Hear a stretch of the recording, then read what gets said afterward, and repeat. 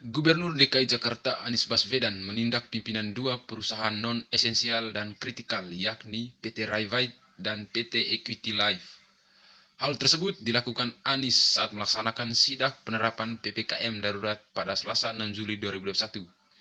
Kedua perusahaan tersebut diduga melanggar Undang-Undang Wabah Penyakit Menular, yakni Undang-Undang Nomor 4 Tahun 1984. Lewat akun pribadinya di Instagram, Anies meminta kantor tersebut ditutup. Bekas Mendikbud itu juga meminta staf yang menyertainya untuk memotret wajah orang yang bertanggung jawab di perusahaan-perusahaan tersebut dan mendata mereka. Berikut cuplikan lengkapnya. Assalamualaikum warahmatullahi wabarakatuh.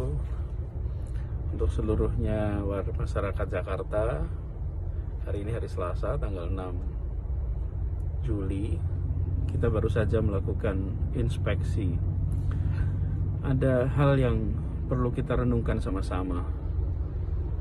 Saya tadi mendatangi bersama dengan kepolisian, tim Dinas Tenaga Kerja, kantor-kantor di Gedung Pencakar Langit Jakarta.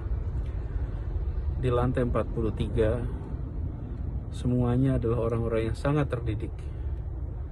Dan kantornya bukan kantor yang termasuk esensial, bukan termasuk kritikal, tetapi semua tetap bekerja. Bukan saja melanggar peraturan, tapi tidak memikirkan keselamatan. Ada ibu hamil tetap bekerja. Saya sampai tegur tadi manajer human resource-nya. Seorang ibu yang menjadi manajer HRD, saya katakan harusnya seorang ibu lebih sensitif, melindungi perempuan, melindungi ibu hamil. Tidak seharusnya mereka berangkat bekerja seperti ini. Kalau terpapar, komplikasinya tinggi. Dan pelanggaran yang dilakukan bukan sekedar pelanggaran atas peraturan yang dibuat oleh pemerintah, tapi ini adalah pelanggaran atas tanggung jawab kemanusiaan. Di Jakarta kasus baru 10.000. Kita memakamkan lebih dari 300 orang sehari. Itu semua adalah saudara-saudara kita. Itu semua adalah ayah, ibu, kakak, adik dari kita semua. Karena itu saya minta kepada semuanya, jangan tiru yang terjadi barusan kita lihat. Lantainya 43, isinya orang-orang terdidik, dan beramai-ramai mereka melanggar aturan, beramai-ramai mereka mengambil langkah tidak bertanggung jawab. Saya sampaikan pada manajernya tadi, bahwa buat aturan untuk melindungi pegawainya, dan pemilik-pemiliknya harus bertanggung jawab. Jangan pemiliknya berlindung di rumah, isolasi di rumah, sebuah langkah yang benar, tapi pekerjanya disuruh berangkat kerja. Pekerjanya disuruh untuk setiap hari ambil risiko. Itu adalah pemilik-pemilik perusahaan yang tidak bertanggung jawab. Tadi saya sampai minta wajahnya diambil itu, country manager, ambil fotonya, tunjukkan namanya. Ini adalah orang-orang yang tidak bertanggung jawab. Orang-orang yang memilih untuk membuat karyawannya ambil risiko. Tadi langsung kantornya suruh tutup, semua karyawan harus pulang, dan langsung diproses hukum. Termasuk dari kepolisian akan memproses secara pidana, karena mereka melanggar undang-undang wabah. Jadi saya minta kepada semua, mari ambil sikap tanggung jawab. Ini bukan sekedar soal peraturan, bukan sekedar soal pasal. Ini adalah soal melindungi sesama, melindungi saudara-saudara kita, melindungi anak buah kita, melindungi pekerja yang bekerja untuk perusahaan kita. Ambil sikap tanggung jawab itu.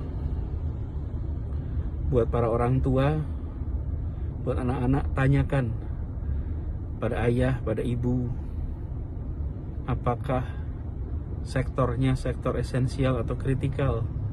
Buat kakek, nenek, tanyakan pada anak-anaknya, ini pada pergi kerja sektor esensial, kritikal atau tidak. Kalau tidak, ambil sikap tanggung jawab. Dan bila Anda menemukan tempat Anda bekerja bukan sektor esensial, bukan sektor kritikal, laporkan. Lewat apa? Aplikasi Jaki. Dengan aplikasi Jaki itu, maka Anda bisa laporkan dan nama Anda tidak muncul. Anda akan terlindungi identitasnya. Lalu segera kita akan melakukan tindakan untuk menegakkan aturan. Tadi ada yang tanya, apakah akan dihukum seberat-beratnya? Saya katakan, hukuman itu bukan untuk memuaskan perasaan kita. Hukuman itu adalah untuk menegakkan peraturan. Jadi bukan menghukum sepuas-puasnya, tapi menghukum sesuai dengan ketentuan perundangan.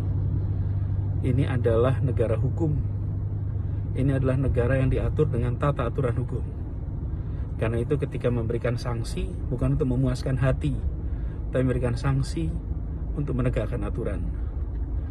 Karena itu saya minta kepada semua, sekali lagi, jadilah pribadi-pribadi yang mentaati hukum, bukan sekedar mentaati penegak hukum. Jadilah pribadi-pribadi yang ikut melindungi saudara-saudara kita. Jangan justru membuat saudara-saudara kita berisiko terpapar. Mari kita jalani ini dengan keseriusan. Insya Allah ini bisa mempercepat masa sulit untuk selesai. Masa sulit ini segera bisa cepat selesai kalau kita sama-sama bekerja dengan baik, kolektif, disiplin untuk menjaga keselamatan, mengurangi interaksi. Itu aja dulu. Salam untuk semuanya. Assalamualaikum warahmatullahi wabarakatuh.